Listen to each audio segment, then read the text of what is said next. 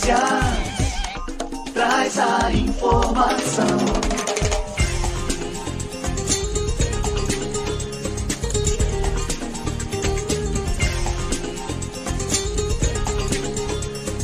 Virtual News. 9h mais 35. Um bom dia para você. Começa agora o Virtual News desta terça-feira, dia 21 de novembro de 2023. Um bom dia aos poderes constituídos, ao Executivo, ao Legislativo e ao Judiciário. E um bom dia especial para você que faz parte do quarto poder, que é a sociedade organizada.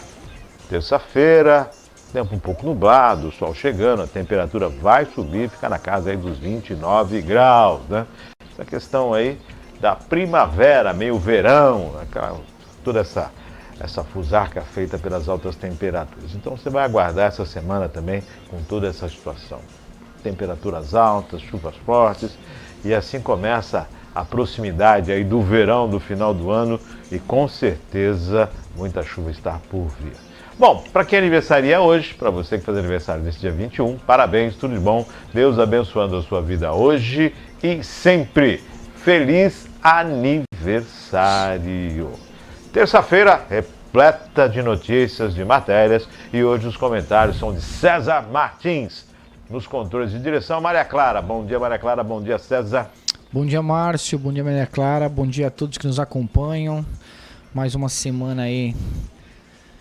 Começou, mais uma semana curta, né? Curtíssima, né? A segunda começou diferente. Mais uma semana, dezembro já, não, novembro acho que já encerrou os feriados, né? Ainda bem, né? Ainda bem, agora só dezembro. Ainda bem, porque o feriado tem o seu lado bom, né? Para quem descansa, até para algumas áreas do comércio, mas atrapalham algumas outras áreas também que acabam avançando, especialmente quando são feriados. Esse da segunda-feira é mais tranquilo, imagino eu, para todos, né? Agora, quando é o feriado no meio da semana, complica muito a operação de modo geral, né? Eu lembro que Sarney, na gestão de Sarney, quando ele era presidente da República, ele definiu que os feriados no meio da semana fossem transferidos ou para sexta ou para segunda, para acabar com aquela questão de emenda, né? Aí é na quinta, ponto facultativo na sexta, é na terça, ponto facultativo na segunda. Então acabou-se com essa questão. Ou ele ia para segunda-feira ou ia para sexta-feira automaticamente. De certa forma, isso ajuda. Sim, porque você emenda mais as pontas, né? Isso. E o restante você tem de maneira corrida o funcionamento. Na Europa, muitos lugares ainda funciona dessa maneira, né? Sim, os feriados são empurrados ou para frente ou para o final da semana, exatamente no intuito de, assim, além de você proporcionar um período maior de descanso aos trabalhadores, você não tem essa interrupção que muitas vezes faz perder ali assim, até o próprio pique, o próprio entusiasmo ali então é difícil, porque aí a véspera fica comprometida, o retorno é comprometido quando é no meio da semana. Então, um feriado numa quarta-feira, assim, você trabalha na segunda, terça, já é muito comprometido, porque acaba atolando a agenda, né, a programação toda, porque a quarta já não tem expediente, aí você volta na quinta com muita coisa acumulado. Então de segunda e logo é sexta. É isso aí. O bom de estar nas pontas é que você não atrapalha o dinamismo da semana. E assim, você proporciona, você permite que as pessoas façam viagens, façam dessa forma.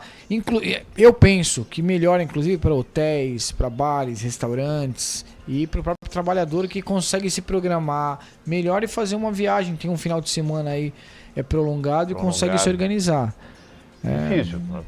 O país precisa dar uma ajustada. Se bem que o ano que vem tem menor número de feriados, mas mesmo assim é preciso dar uma ajustada, é preciso repensar essa questão. E não dá, Márcio, e não dá pra gente pensar, aí tá, não, esse ano teve muito feriado, caiu no meio da semana, ano que vem é mais tranquilo, porque a gente tem que pensar algo que seja efetivo. Caiu no final de semana, ok. Mas quando cai no meio, a gente tem já uma determinação, né? Exatamente, de como faremos. Assim, então a gente precisa pensar em, de fato, soluções efetivas e não ficar, não, esse ano a gente vai fazer assim porque é atípico, no ano que vem é diferente, então não faz. Aí que tá, não dá para fazer a política que não seja para continuidade. Tem que ser algo que pense pra frente, né? É isso aí. Num país em que se imaginava que o carnaval era feriado e a pandemia mostrou que não, né? Então. Só era quarta-feira de cinzas, Então. rapaz. Que loucura, hein? Quantos anos imaginando que o feriado era... Carnaval é feriado, e não era, né? É isso aí. 9h46, é isso mesmo? É isso. Então vamos para a pauta do Virtual News. Vamos saber sobre quais os assuntos iremos debater nesta manhã de terça-feira.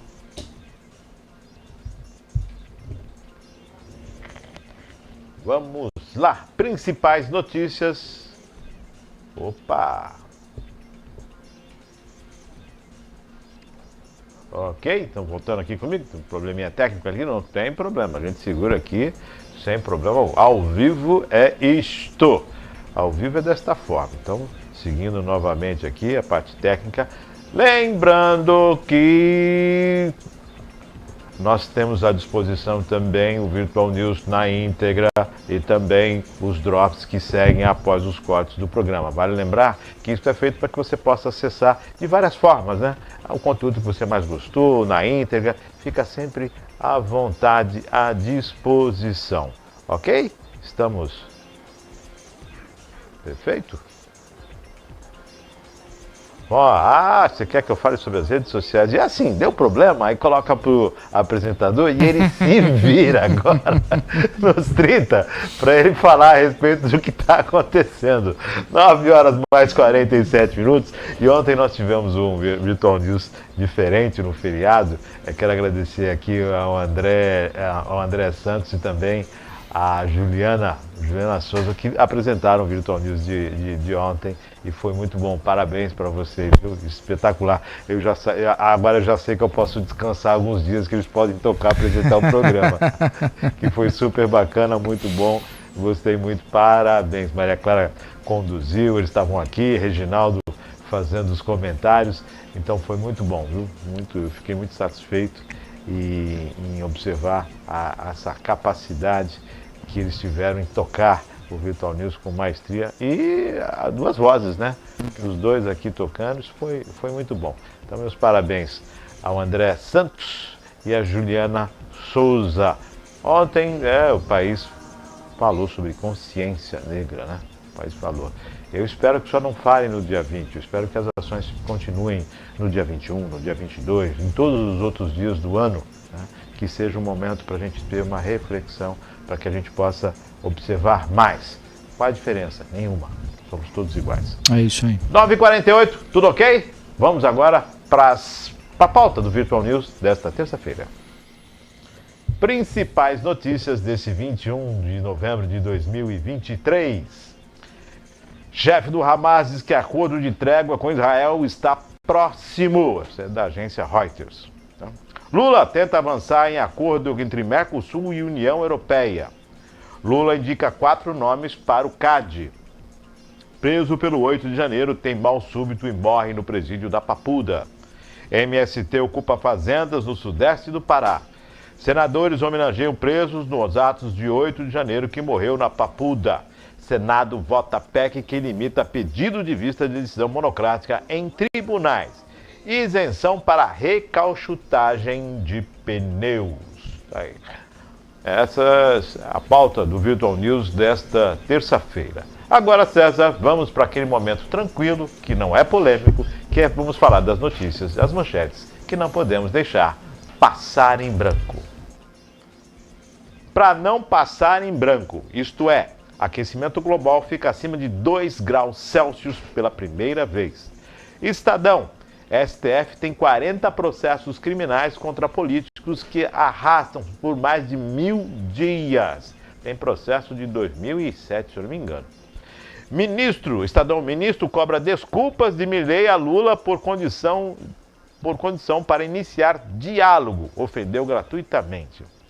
Estadão. Santos é a cidade mais rentável para ter imóvel para alugar. Veja o ranking. O Globo.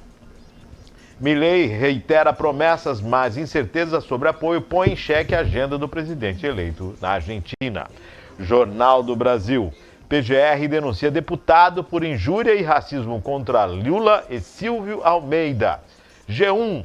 Reforma tributária deve acabar com distorções como o passeio de mercadorias pelo país. Entenda. R7. Quase 700 mil empregos deixaram de ser gerados sem a desoneração da folha, diz estudo. Broadcast. Relação comercial Brasil-Argentina deve continuar, mesmo com retórica de Milei. Diário do Litoral. Bolsonaro é pressionado por ministros a se vacinar contra o Covid em reunião. Governo de São Paulo entrega novo radar meteorológico para monitorar chuvas no litoral norte. César, qual delas? Todas elas? Não, deixa eu começar do final aí.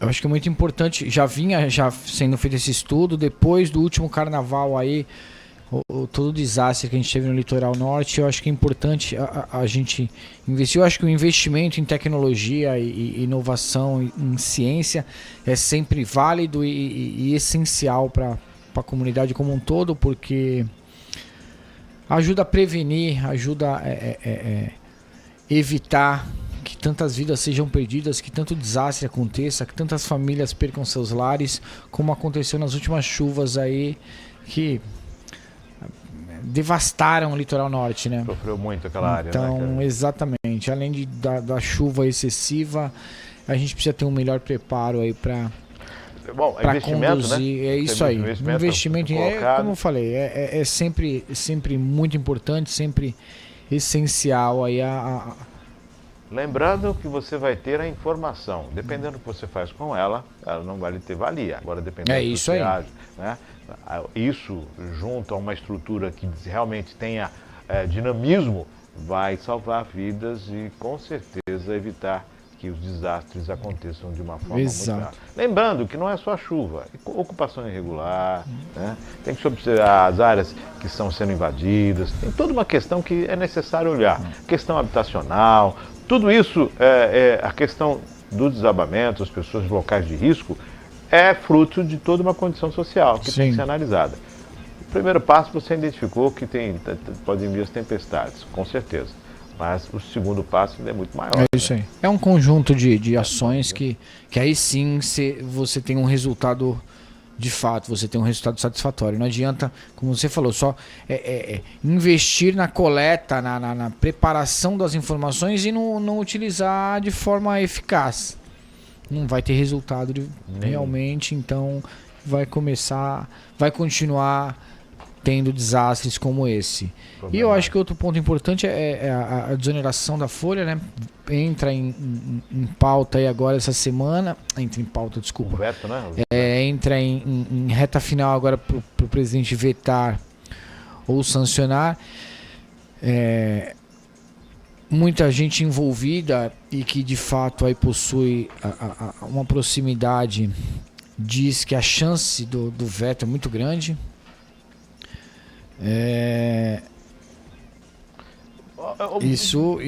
Eu não entendi essa questão de o país está saindo da pandemia e você cria uma situação em que você vai vetar a desoneração da folha, em que você o empregador deixa de pagar pela folha de pagamento e recolhe pelo lucro. Mas tem gente, nós estamos falando de emprego, então quanto mais você empregar, melhor. Nós estamos falando de salário. Mas o governo precisa de arrecadação. Precisa, mas a gente vai falar aqui de isenção. Daqui a pouquinho, né, César? Quer dizer, como é que você lida com... Eu vou isentar por um lado e... Existem setores e existem setores, né?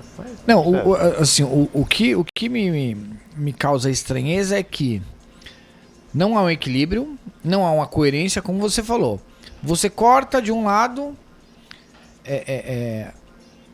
um benefício que diretamente atinge um mínimo, um número médio de 700 mil empregos.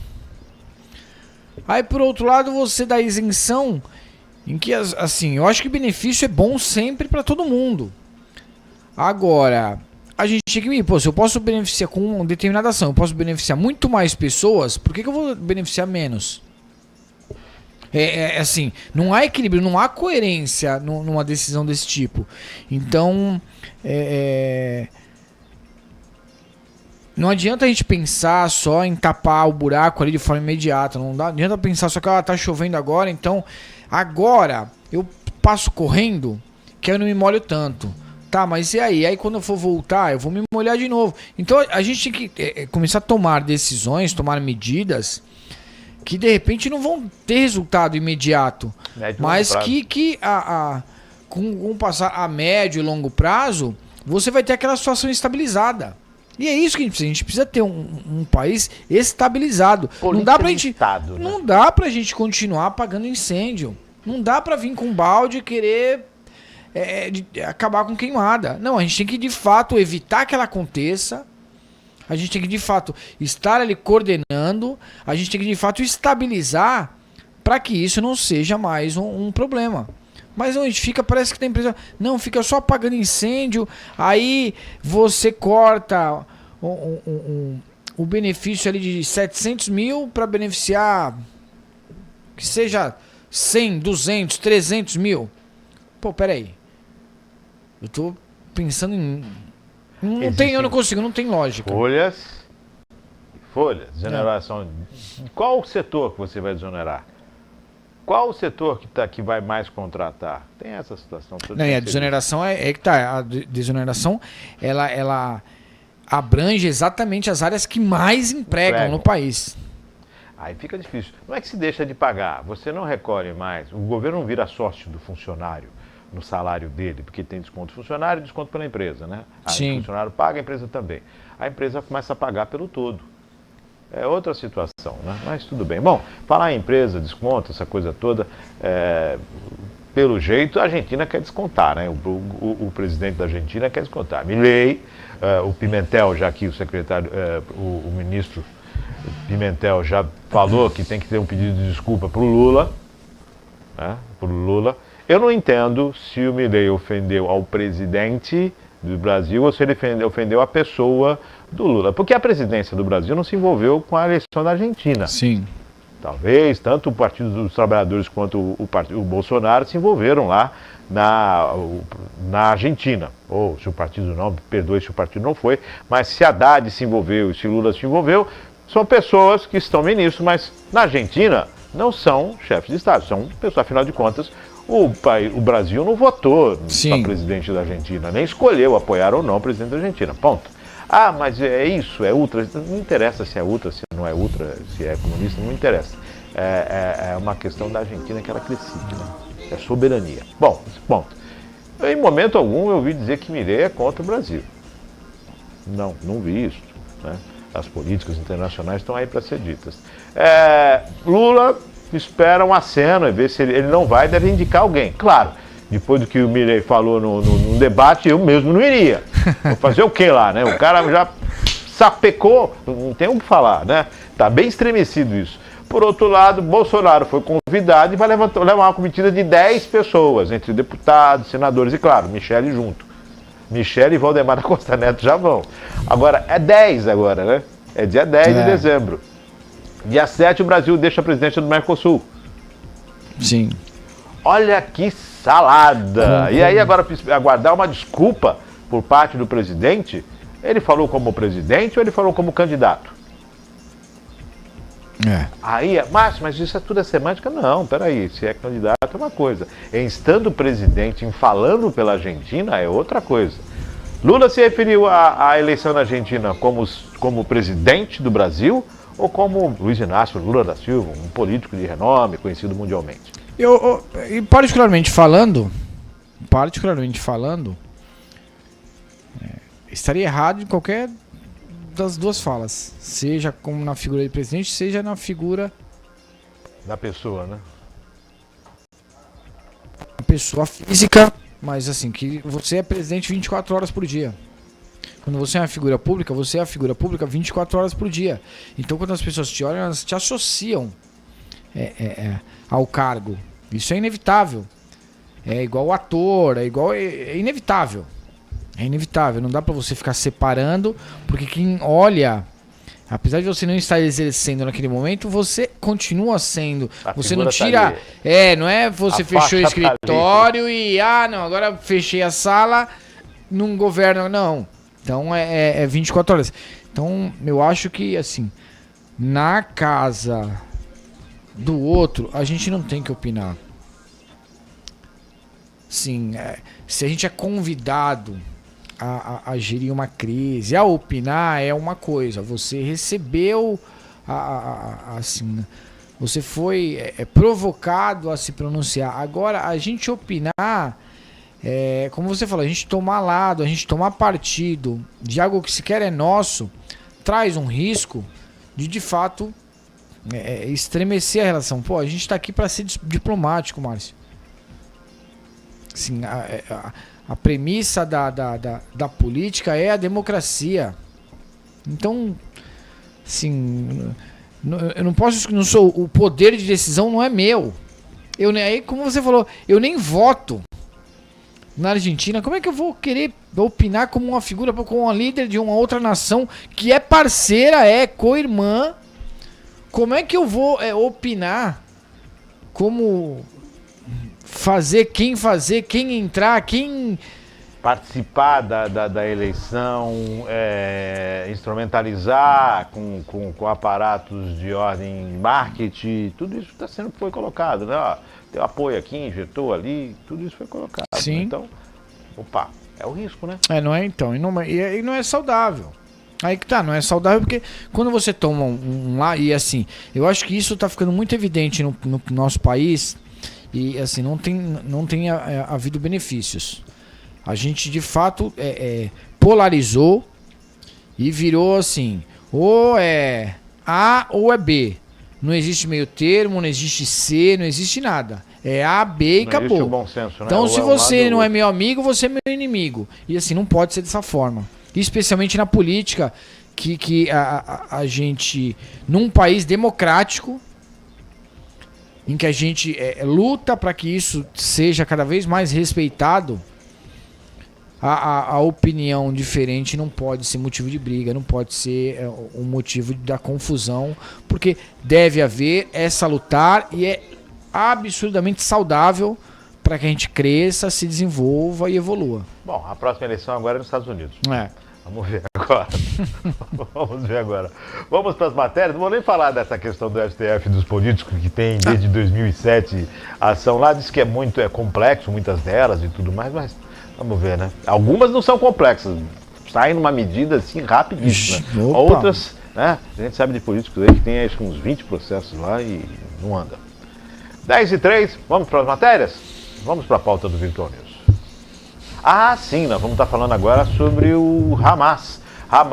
Israel, faixa de Gaza, e o Hamas anunciou aí que está próximo de um acordo de cessar-fogo com Israel. Vamos às informações que vêm da agência Reuters. Chefe do Hamas diz que acordo de trégua com Israel está próximo.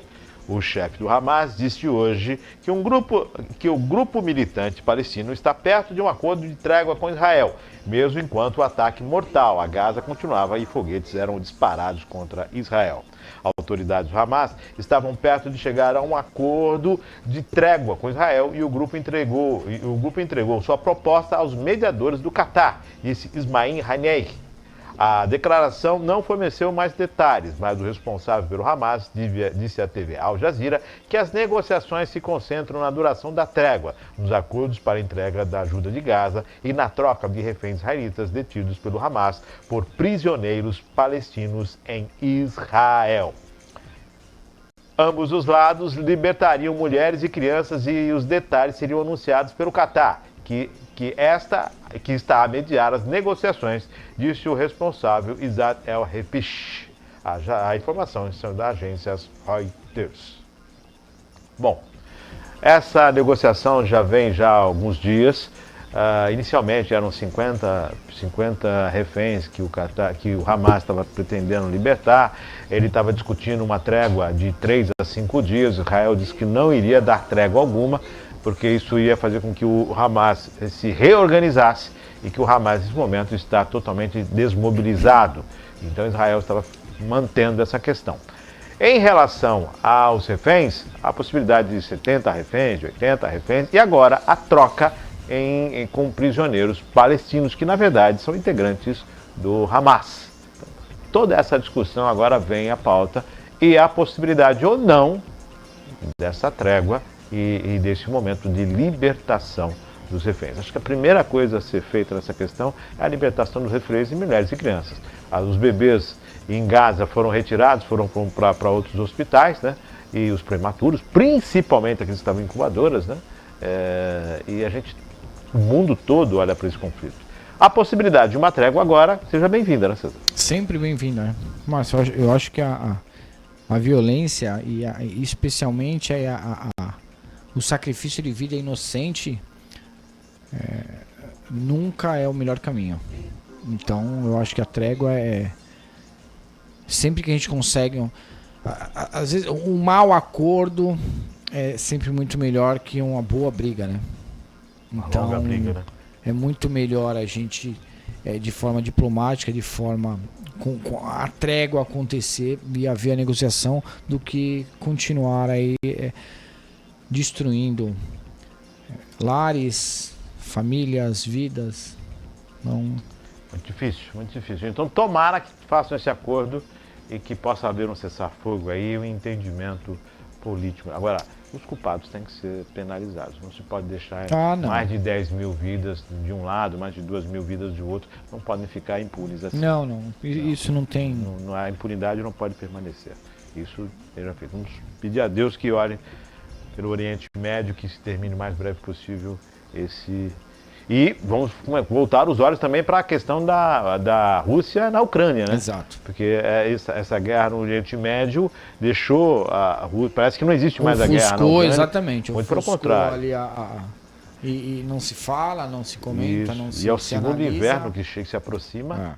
E a guerra já são 2 anos, esse inverno que se aproxima, e a preocupação de ser um dos mais rigorosos. Exato. E o avanço das tropas russas. 10 horas mais 7 minutos. Lula, Mercosul. Eu falei que agora em dezembro encerra aí a presidência do Brasil nesse momento agora sobre o Mercosul. E Lula, presidente Lula, tentando aí fazer um grande acordo com a União Europeia, né? Seria um marco aí para a presidência do Brasil à frente do Mercosul. Vamos às informações que são da Agência Brasil. Lula tenta avançar em acordo entre Mercosul e União Europeia. O andamento das negociações de acordo entre Mercosul e a União Europeia foi o tema da conversa por telefone entre o presidente Luiz Inácio Lula da Silva e a presidenta da Comissão Europeia, Ursula von der Leyen, na tarde de ontem, dia 20. Segundo o Palácio do Planalto, a conversa durou cerca de meia hora e tratou dos pontos finais do acordo entre os dois blocos. Os dois concordaram em acompanhar de perto o trabalho dos negociadores nos próximos dias e deverão voltar a se encontrar na próxima semana durante a COP28 em Dubai, Emirados Árabes, informou a assessoria. A finalização do acordo também foi tratada recentemente em conversa entre Lula e o presidente do governo da Espanha, Pedro Sánchez, que ocupa a presidência rotativa do bloco europeu. A presidência do governo brasileiro no Mercosul vai até o dia 7 de dezembro, 3 dias antes da posse do presidente eleito da Argentina, Javier Milei, que já defendeu a saída da Argentina do bloco econômico. Depois, Milei recuou da ideia e passou a defender apenas mudanças no Mercosul, que reúne também Uruguai, Brasil e Paraguai. Aprovado em 2019, após 20 anos de negociações, o acordo Mercosul-União Europeia precisa ser ratificado pelos parlamentares de todos os países dos dois blocos para entrar em vigor. A negociação envolve 31 países. As informações são da Agência Brasil. Milei, Argentina, França, todos esses países que eu citei agora, esses nomes, estavam nessa última movimentação nos bastidores com essa questão desse acordo, né? Sim. A França recuou, vamos esperar as eleições na Argentina. Milei disse que ia sair, agora disse que vai permanecer. Próxima COP28 vai acontecer, 7 de dezembro já está chegando, o Brasil fica à frente ou não fica à frente, são 31 países, tem que ser aprovado por todos os 31 países, isso tem que virar lei nos países, né? Como é que isso vai ser feito? A toque de caixa. Não dá. É algo que se trabalha a médio e longo prazo. Exato. É como a gente estava falando há pouco. Não adianta o imediatismo, Márcio. Assim, o que tem que ser imediato é o cessar-fogo na guerra, para as vidas deixarem de ser perdidas. Agora, tem situação em que, de fato, é uma negociação, então você tem que ir alinhando pontos. Não adianta querer acelerar, atropelar, para poder simplesmente dizer, olha, está feito.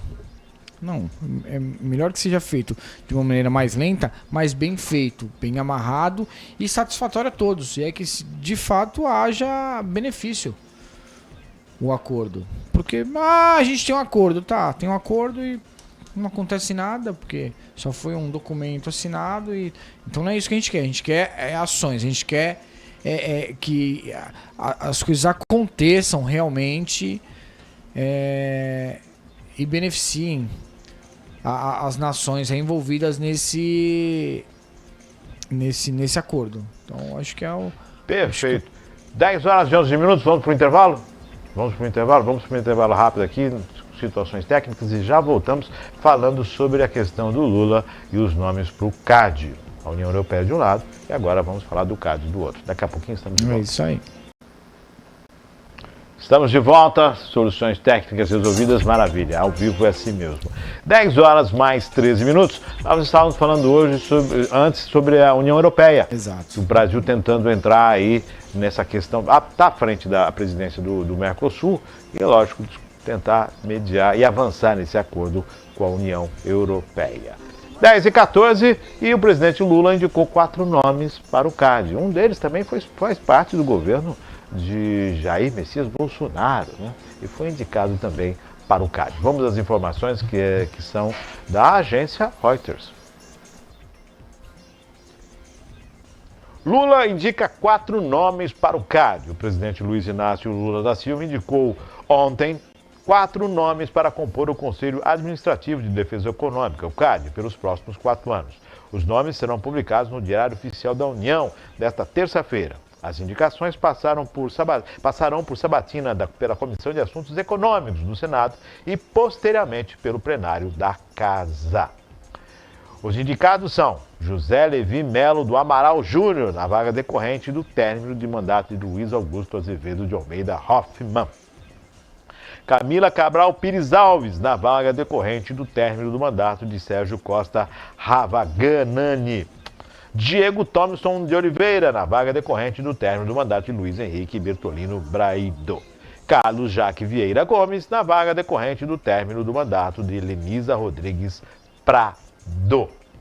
O CAD analisa e decide sobre as funções, aquisições de controle, incorporações e outros atos de concentração econômica entre grandes empresas que possam colocar em risco a livre concorrência. Também tem como função investigar e julgar cartéis e outras condutas nocivas à livre concorrência, além de realizar ações educativas para instruir o público sobre condutas que podem prejudicar a livre concorrência. As informações são da agência Reuters. Bom, tem uma outra questão do CAD aí que nós que ficou em evidência nos últimos anos, é da movimentação de valores acima de um determinado teto, e que chama a atenção do CAD e que precisa ser informado.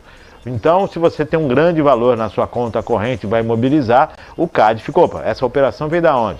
Isso tudo por conta do mensalão, isso tudo por conta do petrolão, isso tudo por causa dos escândalos envolvendo o roubo do dinheiro público, né? O roubo dos cofres públicos. E aí o CAD veio toda essa situação, não só contra o tráfico, contra algo decorrente de forma ilícita, mas também nessas situações que envolvem, aí, que é a ilicitude também da corrupção.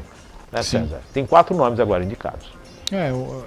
É interessante ver, aí que tá, eu acho que isso é muito importante para que a gente tenha aí resultados efetivos. Você trazer, você mesclar, fazer uma comissão mista, em que você tem ali não só defensores, apoiadores do governo atual, como de governos anteriores. Eu acho que você consegue, aí que tá, é um conselho em que debate e toma decisões e autoriza ou reprova fusões, operações aí de grande monta, quando você fala da economia do país. Então é importante que a gente tenha assim a comissão muito bem preparada, uma comissão, um conselho que avalie de fato o que é importante para o país, o que é um risco, o que é um abuso, o que pode ser uma fraude. Então, Márcio, eu acho que não conheço todos os nomes, mas 2 deles aí são já velhos conhecidos aí, especialmente da área econômica e o Levi foi da AGU, né? Exato. O Levi do Amaral é da AGU, presidente da AGU. Então são pessoas que já estão ali envolvidas, já estão no meio e que... Ministro do Bolsonaro, né? Então, indicado aí, eu não sei até onde... Bom, eu não sei. É salutar? É. Eu acho que eu acho que é importante, porque o importante é você ter o ponto de vista por todos os ângulos, né? O que me chama a atenção, César, é que num país de 220 milhões de brasileiros, o ex-presidente esteve à frente da AGU ser convidado para estar à frente do CAD. Eu lembro que teve uma época, eu não sei nem se isso está em vigor ainda, que se você ocupa o cargo de ministro, você não pode simplesmente deixar o cargo e voltar para a iniciativa privada. Você tem que ter um período em que você não pode exercer uma carência, que você não pode prestar serviços. Então, há situações em que há uma proximidade entre partes, entre entendimentos, entre condutas. E será que não tem mais nome? Não estou dizendo que o nome da pessoa não seja de tamanho, envergadura para o cargo, mas eu pergunto, não tem outros? Mas esse rodízio ali... Só uma troca de cadeiras é algo comum. Isso é triste, né, Márcio? Mas em toda esfera, seja em nível de união, estados, municípios, você vê que fica uma troca de cadeira ali. E assim, a gente sabe que tem muita gente competente que pode ocupar o lugar. Eu vou fazer o seguinte, não pelo interesse, sim pela competência dele. É tão grande que o fato de ter sido Bolsonaro não interfere na decisão do Lula. Vou entender que ele é tão exímia e tão necessária que é maior do que qualquer questão partidária. Sim. Vamos entender dessa forma, fica melhor assim? Melhor, assim? Né? É melhor assim? Vamos melhor desse jeito? Bom, tá certo. 10 horas mais 20 minutos e ontem um dos presos pelos atos de terrorismo de 8 de janeiro morreu dentro do presídio, um mal súbito do presídio em Brasília e veio a falecer. As informações são da Agência Brasil, vamos acompanhar. Preso pelo 8 de janeiro, tem mal súbito e morre no presídio da Papuda. Equipes dos bombeiros e do Serviço de Atendimento Móvel da Urgência do SAMU foram acionados para socorrer o detento. Os socorristas realizaram procedimentos de reanimação cardiorrespiratória, mas ele não sobreviveu. Clériston Pereira foi preso no Senado durante os atos de vandalismo praticados em 8 de janeiro. Segundo a defesa, o acusado não participou dos atos e entrou no Congresso para se proteger das bombas de gás que foram lançadas pelos policiais que reprimiam os atos. A morte do preso foi comunicada pela Vara de Execuções Penais do Distrito Federal ao gabinete do ministro do Supremo Tribunal Federal, Alexandre de Moraes, que determinou as prisões dos investigados pelo 8 de janeiro e é relator do processo que o acusado respondia. Ao tomar conhecimento do óbito, Moraes determinou que a direção do presídio preste informações sobre o caso. Tendo em vista a notícia sobre o falecimento do réu Clériston Pereira da Cunha, oficia-se com urgência a direção do Centro de Detenções Provisórias 2, requisitando-se informações detalhadas sobre o fato, inclusive uma cópia do prontuário médico e o relatório médico dos atendimentos recebidos pelo interno durante a custódia, decidiu Moraes. Em petição encaminhada ao ministro no dia 7 de novembro, a defesa de Clériston pediu a Moraes a soltura do acusado. Segundo o advogado Bruno Azevedo de Souza, Clériston tinha parecer favorável da Procuradoria-Geral da República para ser solto, mas o pedido não foi julgado. A defesa reitera todos os argumentos apresentados nas alegações finais e reitera que sejam analisados os mais de 8 pedidos de liberdade do acusado, que até o presente momento parecem ter sido simplesmente esquecidos por esta respeitosa corte, afirmou o defensor. As informações são da Agência Brasil. Situação complicada, muito complicada. Nós estamos falando de uma pessoa que ainda estava sendo julgada, né? Como dizem, não havia transitado em todas as situações e ainda havia possibilidade de defesa. Não estamos discutindo se é culpado ou se é inocente. estamos discutindo os trâmites. E agora, sobre a tutela do governo, passa mal e acaba morrendo no presídio. Repito, sobre a tutela do governo. Diante dessas situações aí, se o investigado era culpado ou não, a gente aguarda agora que seja feita, no mínimo, te traga as informações e se mostre ao Brasil o que de fato realmente aconteceu. Se ele era responsável também pelos atos de 8 de janeiro ou não, ou vítima do sistema, vamos dizer assim. Agora, de fato, uma pessoa morreu e precisa ser investigada. Diante de tantas mortes que existem no país, mas essa chama a atenção pelo fato de estar envolvido com esse 8 de janeiro, que se tornou célere nas ações da justiça brasileira e que agora a gente tem que ter celeridade também nessas informações, nas transparências. César. Márcio, eu acho que você foi cirúrgico, foi célere na condenação. Sim, na decisão, ó, vamos prender, vamos... Agora você precisa ser célere também no direito à defesa. Porque você ter 8 pedidos de soltura em aberto, sem análise... E a PGR falando que... Exatamente, com parecer favorável, alguma coisa aí não tá caminhando da maneira como deveria. Assim, a velocidade para se condenar foi muito maior do que a velocidade para se julgar, inclusive, os argumentos de defesa. O que qualquer um tem o direito, independente do crime que tenha cometido. Isso a nossa Constituição garante. Então, de fato, não... E assim, a pessoa morreu. Dentro do presídio. Dentro do presídio. Sob tutela do sobre Estado. tutela do, exatamente, sob tutela do Estado, sem ter julgado, sequer julgado, com o parecer favorável, o seu pedido de soltura. Então, sim, o que é certo é certo. Todo e qualquer crime tem, de fato, de ser punido. Agora, a devida defesa tem que ser analisada. É um país de dimensões continentais e também de situações adversas, enquanto o Ministério da Justiça é criticado por receber pessoas sem menor crivo, a situação agora no Judiciário se volta na questão da morte do preso pelo 8 de janeiro. Independente da situação, isso obviamente vai virar pauta política e vai virar a munição para todos os Claro lados. que sim. Todos Até porque você bem comentou. Essa visita feita ao Ministério da Justiça não teve sequer um comentário, um pronunciamento de nenhum dos responsáveis.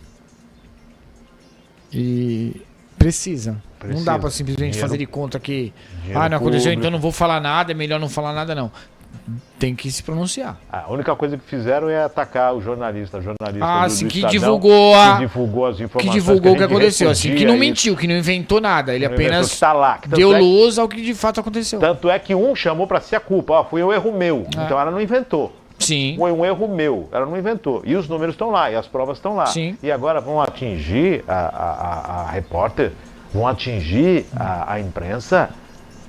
Isso aí a gente vai falar ainda no finalzinho do Vitor News. Bom, dando continuidade, devido à morte do Senado, também os senadores acabaram fazendo uma movimentação, né, referente a isso. Afinal de contas, é o que eu te falei, além da repercussão pelo fato de ser uma pessoa que morreu no presídio, tem o agravante de ser um dos presos pelo 8 de janeiro. E óbvio, o Senado se posicionou a respeito.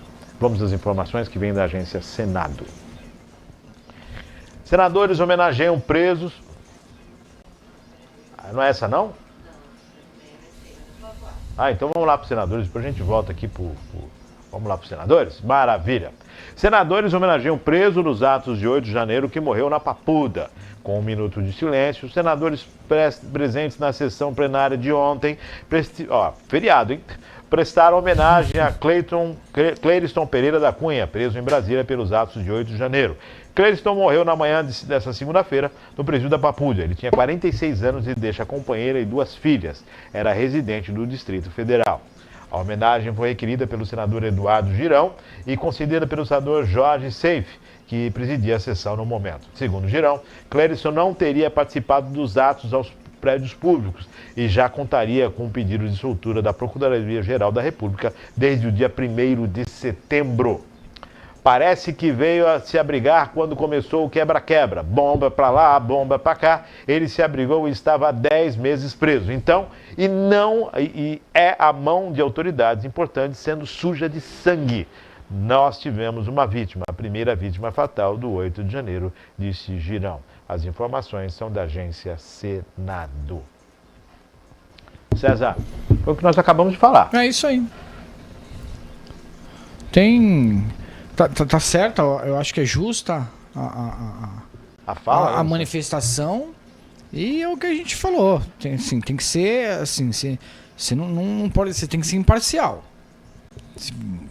Tem sim que dar velocidade, eu acho que para todos os casos, todas as análises e julgamentos, você tem que ser célere, mas de maneira completa. Não dá só para ser célere para apontar o dedo.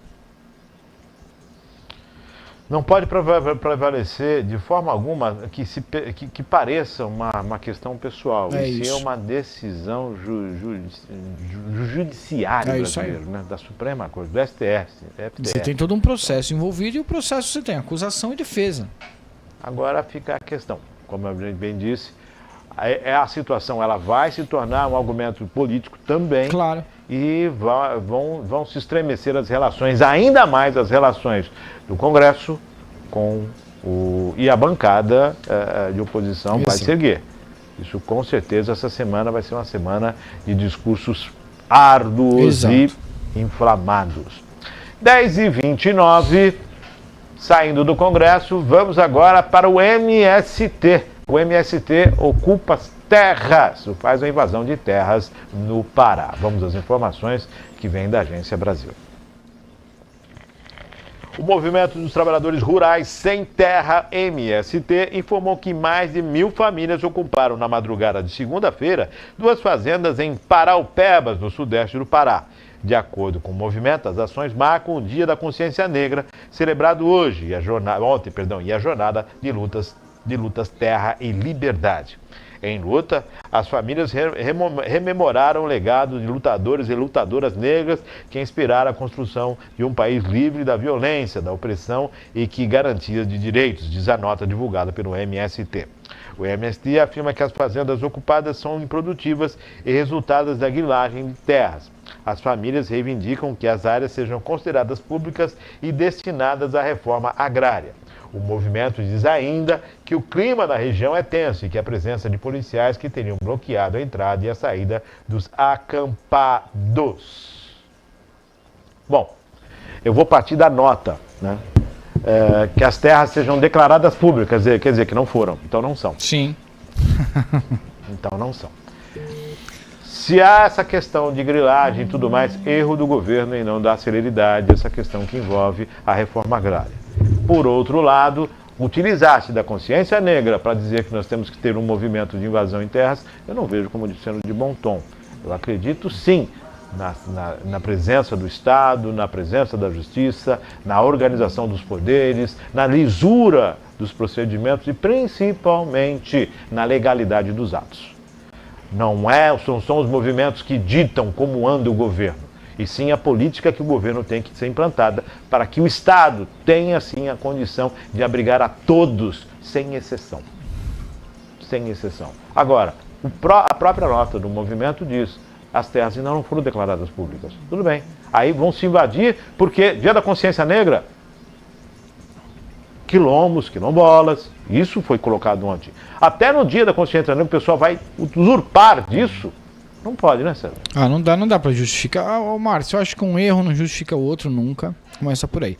Segundo, como você falou, a gente tem o devido processo para se apurar cada tipo de situação e se... como você falou, a área não é pública. Então, ela é privada. Então, assim... mas eu, né, então não sou... às vezes é o que eu quero, o que eu penso, o que eu acho... às vezes não sempre é inferior ao que de fato deve acontecer. Então, peraí, a propriedade tem um dono, não houve essa declaração de área pública, é grilagem e tal, isso Não foi apurado, se foi apurado já foi isento, porque o proprietário tem o direito a ser improdutivo, mas é meu. Então eu acho que assim, o foco principal disso, eu acho que o mais triste de tudo isso é exatamente utilizar da consciência negra, que é algo que a gente tornou, especialmente em São Paulo, se tornou um feriado estadual, para que a gente busque nesse feriado ter manifestações, encontros, formas de conscientizar a população como um todo de que não interessa a cor da pele, não interessa o gênero, que todos são importantes, são essenciais, devem ser respeitados, devem ter espaço. E aí, se utilizar de uma data dessa para justificar uma invasão a uma área de outra pessoa, é no mínimo manchar a data e assim destruir a essência do que se estaria representado esse dia. Então, perfeito. Eu acho que não... A justiça tem que fazer presente. Se o Estado está prevaricando, já era para ter declarado as áreas, não era, se é um processo demorado, se não é, e se há uma movimentação, tem toda uma situação dentro da legalidade para se exercer isso. E aí a manifestação tem que ser quem está trazendo amorosidade ao caso, e não a quem hoje tem o direito pela terra. Eu vou lembrar aqui da triste invasão em fazendas da Embrapa, que eram tidas, foram declaradas como não produtivas e, na verdade, foram destruídos mais de 25 anos de pesquisa, com a invasão e com a destruição do que a Embrapa fazia naquele lugar. Estou falando de uma fazenda de pesquisa, que muita gente esquece. Não, mas isto aconteceu sim. Mais de 20 anos de pesquisa foram destruídos. 10 horas mais 34 minutos e vamos falar do Senado, né, que começa a semana, como bem a gente disse anteriormente, começa a semana aí com muita coisa para analisar, inclusive os vetos, né? E também tem aquela questão das decisões monocráticas do Senado, aquela PEC. Vamos às informações que vêm da agência Senado. Senado vota PEC que limita pedido de vista de decisão monocrática em tribunais. O plenário pode votar hoje, dia 21, a proposta de emenda à Constituição, a PEC 8 de 2021, que limita as decisões monocráticas e os pedidos de vistas nos tribunais. A sessão marcada para as 14 horas tem outros itens também na pauta. Antes da votação, a PEC 8 de 2001 passa pela quinta e última sessão de discussão no plenário, proposta pelo senador Orióvisto Guimarães. A matéria recebeu parecer favorável do senador Espiridião Amin. O texto veda a concessão de decisão monocrática que suspenda a eficácia da lei ou ato normativo com efeito geral ou que suspenda atos da Presidência da República, do Senado Federal, da Câmara dos Deputados ou do Congresso Nacional. A decisão monocrática é aquela proferida por apenas um magistrado, em contraposição à decisão colegiada tomada por um conjunto de magistrados. A PEC de 8 de 2021 autoriza decisões monocráticas em situações de grave urgência ou risco de dano irreparável durante o recesso do judiciário, mas o tribunal deve julgar o caso em até 30 dias após a retomada dos trabalhos, sob pena de perda da eficácia.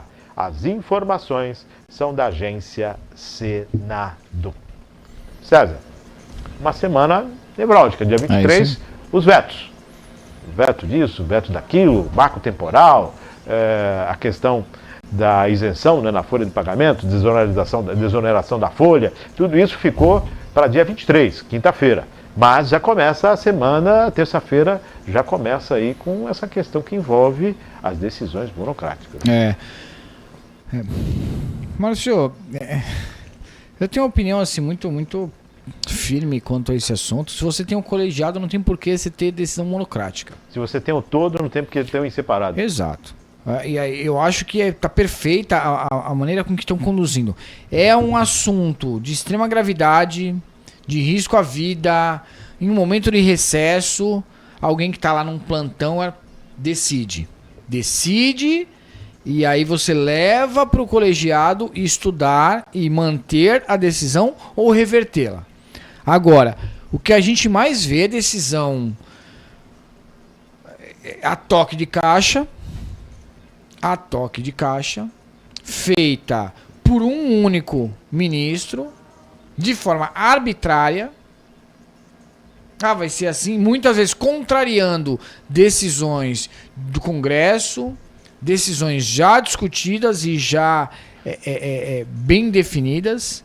Não, nesse caso eu acho que pode fazer. Assim, é o tempo dele falar pode fazer, o colegiado se reunir, às vezes no mesmo dia, no dia seguinte, a gente teve aí solturas que aconteceram exatamente dessa maneira, e que horas depois o colegiado falou, não, tá errado, a decisão não pode ser essa, e aí acabou, a gente tá até hoje aí procurando o camarada. César, eu vou fazer duas considerações, eu gostaria da sua opinião, nesses 2 pontos que eu vou tentar aqui ser polêmico, né? O brasileiro, ele tem 30 dias de férias. Muitas vezes ele vende 15 dias para o próprio patrão, porque ele precisa de dinheiro e precisa valorizar. Ele tem 30 dias de férias e tem 15 que ele é programável. No entanto, nós observamos que os poderes, embora sejam necessários em toda a esfera de andamento do país, eles têm recesso. E aqui na matéria diz bem claro, no recesso pode ser tomada a decisão monocrática e depois é analisada. Em até 30 dias. Quer dizer, gente, nós temos uma pilha de processos parados no Judiciário. Nós temos uma pilha de projetos parados na Câmara. Nós temos uma pilha de ações paradas no Executivo. E todo mundo quer fazer recesso? Na verdade, um dos problemas desse país é esse recesso. O Judiciário para. Gente, é necessário, não dá para parar.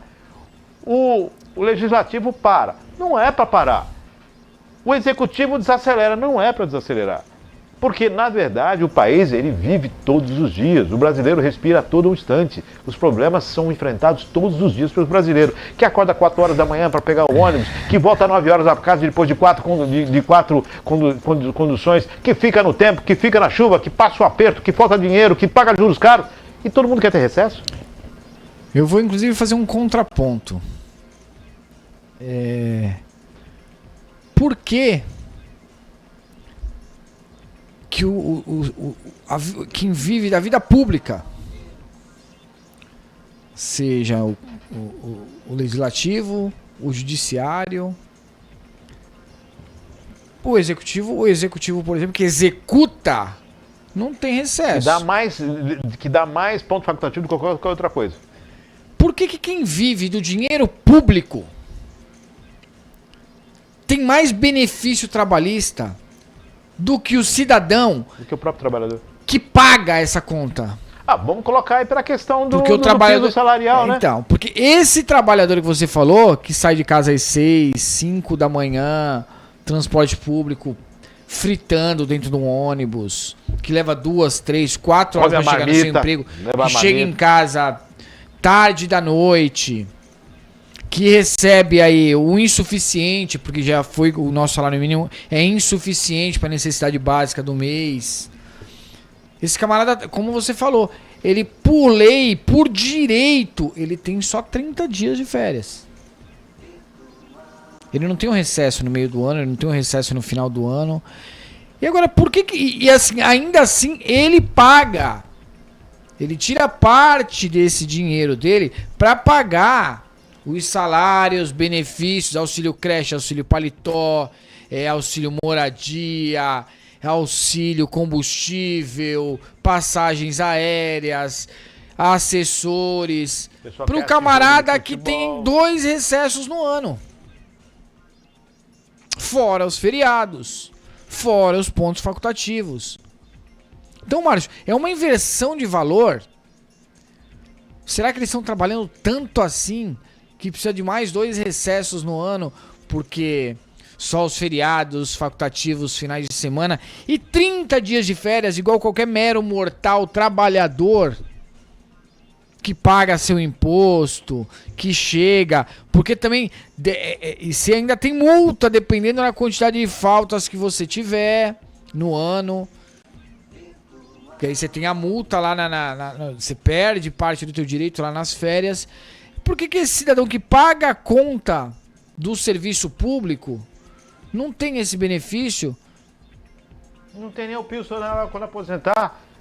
A base do país, que é a base da CLT, Então, tem um piso salarial no finalzinho, o teto máximo é pouco. Enquanto o teto no Poder Judiciário Público... é o integral. É o integral. E outra, bate esferas assim, de 100 mil, 150 mil, 200 mil reais. Às vezes ele comete quem trabalhou para isso, meu Não, Deus do céu? e isso quando ele não comete um crime e que a condenação dele é a aposentadoria compulsória. Você cometeu Recebendo um crime, salário integral. você vai ser afastado daqui. É. Eu não vou tirar o seu salário, mas você vai ser afastado Olha, daqui. você está de férias permanente. Geralmente, você não trabalha mais aqui. Você vai ter todos os seus exibimentos, você vai ter o seu salário de 30 e poucos mil, 40 mil, mas você não trabalha mais aqui. A nossa pena é dura. Meu Deus. É isso que me chamou na matéria. É a uma decisão inversão. monocrática a gente até entende, mas o senão dela me remeteu para o recesso. O brasileiro não tem recesso, gente. O brasileiro sai da praia no domingo, pega o busão, vai para casa, Não, isso todo queimado, acorda de manhã na segunda-feira e vai trabalhar. é inadmissível, né, Márcio? E vai trabalhar. Não tem recesso, não. O máximo que ele pode fazer é cochilar no ônibus quando não fica balançando tanto. Então. E quando tem espaço, para pelo menos Pra ele poder conseguir, quando ele consegue sentar. Quando ele consegue, né? Quando ele não tá pendurado lá de fora do ônibus esperando exatamente. bater no vento. É complicado, viu, gente? É Não, complicado esse assim, país. quanto a isso eu concordo plenamente. Se você tem um colegiado, não tem por que ter decisão monocrática. Ponto. E outra, não tem recesso, parceiro. Não tem recesso, faz substituição ou não. Dá férias? Faz igual faz igual qualquer outro lugar. Olha, você tem quantos ministros? 11, 13? 13, você tem quanto? Sai dois. Vai, Depois sai mais substitui dois, entram dois ali, outro. Acabou. Marca suas férias. Mas se saísse um de férias por mês, a gente Mas quase completaria o... marca tuas férias. Manda mais um pra Então. lá e coloca pra tirar férias. Marca as férias. Sai um, entra o outro, sai o outro. Acaba o substituto. Ué, mas não é assim qualquer outra... Em qualquer outra situação não é desse jeito que funciona? Desse jeito. São funcionários. Então sai de férias e acabou o recesso. Então, Tem decisão do tribunal todos os dias. é isso aí. A advocacia vai agradecer, porque afinal de contas, Mas o muito, até dezembro porque ele não para de e trabalhar. volta para fevereiro. Exatamente. Assim, porque pro próprio advogado, isso é horrível. Porque é um período em que não tem prazo, em que ele não consegue produzir. Depois ele tem um acúmulo de trabalho para poder resolver. Com uma justiça absurdamente veloz que a gente tem no nosso país. A gente ainda para 2 vezes no ano. Porque eles precisam de um recesso. Porque respirar, é né? muito trabalho. Respirar. Vamos para os Alpes.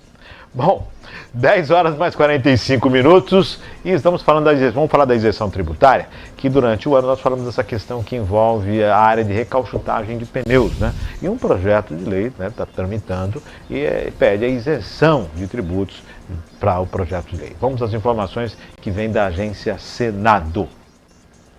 Isenção para recauchutagem de pneus. O último item da pauta, a PL 2472 de 2022, que isenta os serviços de reforma de pneus usados no pagamento de PIS, PASEP e do CONFIS. O benefício vale para empresas que oferecem serviços de recapagem, recauchutagem, remoldagem, duplagem e vulcanização de pneus, exceto aquelas indústrias no Simples Nacional. O projeto da senadora Margarete Busetti prevê ainda que agentes financeiros oficiais ofereçam linhas de crédito prioritárias para o setor. Segundo a parlamentar, há cerca de 5 mil empresas do gênero no país, que geram mais de 300 mil empregos diretos e indiretos. As informações são da agência Senado. Bom, vamos lá. Nós tivemos há um tempo atrás aqui uma situação em que as empresas de transportes sempre compram pneus em grande escala e ofertavam aos seus terceirizados, as pessoas que prestam serviços para elas, donos de caminhões, proprietários de caminhões que prestavam serviço. E as empresas compravam os pneus e vendiam esses pneus em uma condição de preço melhor e uma condição melhor para aqueles que prestavam serviço. Não vejo nada de errado nisso. Aí houve uma mobilização no Congresso dizendo que esse ato das empresas estava prejudicando o mercado, o trabalho do mercado, afinal de contas, deixavam de vender para o pessoal. Ou seja, deixava de vender mais caro porque a empresa comprava mais barato e fornecia mais barato para o terceiro. E que está certo. Ué, livre mercado. Se eu posso comprar mais, você vai me vender a mais, o pneu é meu, eu faço o que eu quiser dele. Eu posso vender ele mais barato, eu posso dar ele de graça. Ah, mas vai atrapalhar o mercado. Não interessa, eu comprei. Eu posso fazer o que eu quiser do pneu. Tudo bem, mas tentaram fazer com que isso não acontecesse. E agora vem um pedido de isenção para essa questão dos recauchutados no país. Óbvio, é uma indústria, precisa de uma observação, precisa de uma análise tributária, precisa de toda uma situação. Só que não dá para a gente pegar setor por setor e fazer lobby e tirar dinheiro lá do imposto. Afinal de contas, vai acabar poucos pagando, porque a maioria quer isenção. Ou se discute tamanho do imposto, ou essa questão de isenção daqui a pouco vira uma coxa de retalhos. Dá para um, para outro não dá, favorece para um, para outro não favorece, e aí fica aquela situação e vira aquele penduricário tributário que a gente sempre tem ideia no país. Mal foi votada a reforma, já há esses senões aí que precisam ser observados. Nada contra a recalchutagem, nenhum entendimento. Existem empresas no Simples e existem empresas maiores. A gente tem que observar aí o número de empregos que essas empresas oferecem. Eu sou um defensor da empresa que leva a mão de obra como prioridade dentro do seu processo produtivo. Dentre elas, a construção civil, que é o que mais emprega nesse país. E um país que precisa de infraestrutura, que precisa de moradia, que precisa de toda uma estrutura a ser desenvolvida, precisa da construção civil. Desoneração de folha, incentivos, a gente tem que observar as áreas que nós podemos conceder isso, que na verdade vão ter ações refletivas diretas na vida do brasileiro. No dia seguinte, né? Eu aprovo hoje, daqui a um mês tem gente contratando. César. Cara, tá... É mais uma situação polêmica, né? Difícil, porque ao passo que a gente fala que há uma grande chance do presidente vetar a desoneração da folha, que abrange aí os maiores empregadores do país, chegando a quase 1 milhão de postos, a gente dá, assim, com todo o respeito do mundo, entendendo, assim, se fosse equilibrado, eu ia estar aqui falando, decisão acertadíssima, se a gente pode dar isenção para produzir mais, vamos dar isenção. Agora, você deixa ele dar isenção, você quer voltar a ter uma oneração na folha de pagamento, o que vai gerar impacto, o que vai reduzir emprego, com os maiores empregadores de serviços, de mão de obra, de construção civil, que a gente está falando de quase 1 milhão de vagas para beneficiar uma indústria em que, não estou dizendo que seja mais importante que o outro, mas você deixa de beneficiar 1 milhão para beneficiar quantos? 100, 200 mil que sejam? Não sei nem se chega a tudo isso. Então, economicamente falando, para o país, para a população como um todo, para os interessados, que são 200 milhões de pessoas no país, qual é o peso? Então, eu acho que não tem, assim, a impressão que eu tenho às vezes, Márcio, é que, cara, os nossos governos tá um andando para cada lado, e aí em determinado momento do corredor eles batem a cabeça de um com o outro, porque tá um olhando para o lado, outro olhando para o outro, a gente não tem um sincronismo. Parece que não está alinhado, não tem um planejamento. Onde queremos chegar, como queremos chegar, quando queremos chegar. Parece que a coisa é toda desordenada. E sai uma ideia daqui, aí daqui a pouco outro puxa do bolso outra ideia, aí anota no papel de pão outra ideia que teve quando tomava café. E assim, não tem um planejamento, cara. Não tem um traçado como fazer, o que fazer, por que fazer. Dá a impressão que é um país cheio de ideias e que a maioria delas em favor próprio, né? Sim. Nunca em favor do coletivo. Sim. A gente tem essa impressão de que todo mundo tira um coelho da cartola. Mas nem sempre é um coelho, né? Bicho, às vezes assim, esquecem. Às vezes a vontade que dá, cara, a gente se envergonha tanto que a vontade que dá é que é apagar o que tá na nossa bandeira. Porque de ordem e progresso não tá tendo nada. Porque tá totalmente desordenado. E aí, se você não ordena, você não progride. A coisa é assim, né? Se você não tiver ordem na questão, você não segue no progresso. Então, quer dizer, o negócio tá bagunçado, cara. Eu acho que precisa de alguém pra sentar ali e falar, gente, vamos aí por parte. O que é prioridade, o que é urgente, o que é importante. Às vezes parece que o governo não tem um plano de administração por 4 anos.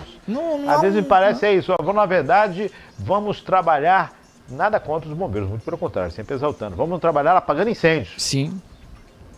porque na verdade você não consegue projetar. E com um a médio copo e longo d'água. prazo. Não é Não, nem com um carro-pipa, né? Com um copo d'água. dessa forma. Então, vamos aguardar aqui essa questão que envolve a recalchutada do pneu. Eu acredito que isso não vai passar. Se passar, vai ser uma moeda de troca. E que chama atenção para os lobbies que acontecem dentro do Senado, que é natural ver isso e inclusive a profissão do lobista foi regulamentada, foi reconhecida, né? Então, está valendo. Isso faz parte. 10 horas mais 52 minutos, estamos chegando ao finalzinho, encerramos? Encerramos, né? Mas antes de encerrar, César, eu quero falar a respeito dessa questão que envolve a jornalista do Estadão, do Estado de São Paulo, que fez a matéria, que fez essa questão envolvendo a dama do tráfico, a questão dos valores que envolvem toda a despesa em que essa senhora teve, que foram custeados pelo governo, pelo dinheiro público, né, pelo governo, o acesso em que traz uma condição de proximidade que não é salutar, né? E tudo isso foi colocado de forma transparente dentro das matérias vinculadas pelo Estadão. Não dá para admitir que quando um governo, em setores dele, assumem o erro que foi levantado por matéria, alguém venha dizer e levantar que não é verídico, que é fake news, que é isto, que é aquilo, por intenções partidárias ou simplesmente para salvaguardar um companheiro. Não existe isso. Quando o Bolsonaro foi condenado por ter maltratado a imprensa, bem feito, teve que pagar por isso. E agora, como é que fica? E agora, José, como é que fica? Você incita, você comete a falha de dizer que é fake news, e como fica isso agora? Tomara que outro processo aconteça e que quem está fazendo isso seja responsabilizado e vá às vários tribunais e responda. Afinal de contas, está dizendo que é fake news por quê? Poxa, uma das pessoas assumiu para si o erro. O que você espera? Fotos, documentos, situações, o que você espera? Mas por que isso veio surgir agora? Mas surgiu. Não deixa de ser verdade por isso. Não deixa de ser verdade por isso. As pessoas estão invertendo aquilo que é verdade e, na verdade, a intenção da verdade. É verdade. Nós pegamos o caso do rapaz que morreu agora. Mas nós fizemos muito bem isso aqui, isso vai virar palanque político. Mas não deixa de ser verdade o fato de ele ter falecido dentro da custódia do governo. É isso aí. Não deixa de ser verdade. Não deixa de ter acontecido. É fato. É o que falamos. Um erro não pode justificar o outro. Né? Um erro não pode justificar o outro. Não deixa de ser verdade. Então, não é por... Assim, e outra. O papel do jornalismo, o papel da mídia, o papel da imprensa é noticiar. E aí você tem a notícia esportiva, o repórter investigativo, o repórter criminal, em todas as esferas. Você tem a imprensa atuando. E é como você falou. Dar a visibilidade a uma situação não a torna uma mentira. Só torna uma verdade que mais gente está sabendo. Você trouxe a baila, né? Você trouxe a público. Então, se você não quer que isso seja constrangedor, incriminatório, não faça errado. Agora, não é porque alguém divulgou uma verdade que passa a ser errado. A impressão que se dá é que, na verdade, tudo aquilo que foi dito referente ao governo anterior, sobre a não conversar com a imprensa, esse embate com a imprensa, essa coisa toda, que isso não seria exercido agora. E, na verdade, é o que a gente observa. Olha o que a gente observa. Figuras que ocupam posições que deveriam ser pró-jornalismo, pró-imprensa, pró-liberdade, né? Liberté, igualité e por aí vai. Isso não se aplica. E agora parece que se esqueceu. Mas não criticava anterior? E agora está fazendo igual? Ou pior? 10h57, estamos chegando ao finalzinho do Virtual News. César, sempre um prazer tê-lo aqui conosco. Márcio, obrigado. O prazer é meu fazer parte desse time aí. Já sempre falo isso, repito, é uma honra poder estar junto aí, Maria Clara. Muito obrigado. Márcio, E a vocês que nos acompanham aí, eu acho que todo esse trabalho, toda essa discussão, toda essa busca aí por informações, verdades, mitos, para trazer uma informação de qualidade aí e compartilhar com vocês. Obrigado, que a gente consiga aí superar essas dificuldades, consiga ter mais maturidade, desenvolvimento e consciência, especialmente aí de gente do bem, conhecimento político para tomar as melhores decisões. Que Deus te ouça. Que Deus te ouça sempre. E assim chegamos ao final desse nosso bate-papo nesta terça-feira. Agradecendo a César Martins, agradecendo a Maria Clara, agradecendo sempre a você pela audiência. Daqui a pouquinho à disposição nas redes sociais e também no site da Virtual, rv1.com.br. Você tem a íntegra e também os drops, os cortes das matérias do Virtual News para você. Curta, compartilhe, comente. Eu sempre falo, é muito salutar e é sempre bem-vinda a sua opinião. E as opiniões que têm vindo no site são opiniões que denotam respeito, denotam conhecimento e entendimento daqueles que assistem às matérias. Isso é muito bem. Isso é muito bom. Eu agradeço sempre essa consideração e, claro, a confiabilidade no veículo. Fique com Deus e até amanhã com mais um Virtual News, se Deus quiser. Não é isso?